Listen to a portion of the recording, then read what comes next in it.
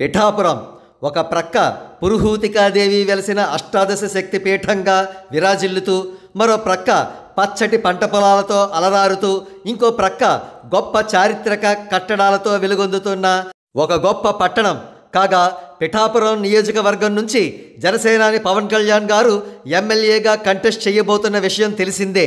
అందుకే ప్రస్తుతం పిఠాపురం నియోజకవర్గం ఆంధ్రప్రదేశ్ రాష్ట్ర వ్యాప్తంగా మాత్రమే కాదు, దేశవ్యాప్తంగా కూడా రాజకీయంగా అత్యంత ప్రాధాన్యతను సంతరించుకుంది.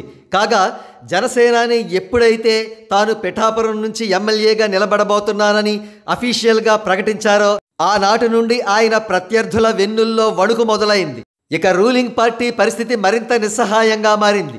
ఏం చెయ్యాలో తెలియక ఫేడ్ అవుట్ అయిపోయిన లీడర్స్ను, జనాల్లో పూర్తి స్థాయిలో దురభిప్రాయం ఉన్న నేతలను పవన్ కళ్యాణ్కి వ్యతిరేకంగా నిలబెట్టి వారి చేత దుష్ప్రచారం చేయించే కుటిల యత్నం చేస్తోంది. అయితే పిఠాపురం నియోజకవర్గంలోని జన సైనికులు వారందరికీ ఫిట్టింగ్ రిటార్టు ఇస్తున్నారు. అది అలా ఉంచితే తాము కడప రౌడీలం, కర్నూలు రౌడీలం అనుకుంటూ కొంతమంది ఆకు రౌడీలు ఇటీవల పిఠాపురంలో దిగినట్టుగా తెలిసింది. అయితే దిగిన వారిని దిగినట్టుగా వారిని పిఠాపురం ప్రజానీకం దేహశుద్ధి చేసి మరెప్పుడు కూడా పిఠాపురం వైపు కన్నెత్తి చూడవద్దని తిప్పి పంపిస్తున్నట్లుగా తెలుస్తోంది. కాగా రానున్న రోజుల్లో రాజకీయ నాయకులు నియమించిన మరింత పెద్ద రౌడీలు డబ్బు సంచులతో పిఠాపురం నియోజకవర్గంలో ప్రవేశించబోతున్నట్లుగా తెలుస్తోంది.